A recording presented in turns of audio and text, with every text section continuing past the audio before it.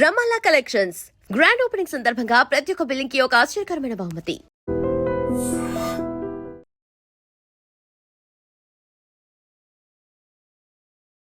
ఒకసారి నాగర్ కర్నూల్ జిల్లా కొల్లాపూర్ మున్సిపాలిటీ ఎన్నికల ఫలితాలు ఎలా ఉన్నాయో ఒకసారి చెప్పే ప్రయత్నం చేస్తున్నాను. 1వ వార్డ్ కాంగ్రెస్ పార్టీ గెలుపొందింది. పసుల సుజాత ఈమె 611 ఓట్ల మెజార్టీతో గెలుపొందారు. 2వ వార్డ్ కాంగ్రెస్ పార్టీ గెలుపొందింది. ఇక్కడ ఉడతల విజయలక్ష్మి కేవలం 1 ఓట్తో గెలుపొందిండ్రు.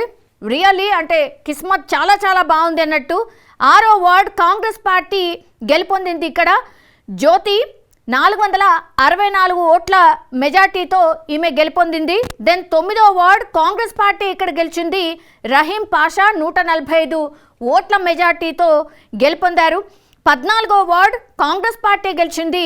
నరసింహారావు 184 ఓట్ల మెజార్టీ ఇక్కడ సాధించారు. 17వ వార్డ్ కాంగ్రెస్ పార్టీ గెలుపొందింది. కర్ణె శివ 330 ఓట్ల మెజార్టీ ఇక్కడ సాధించిండ్రు.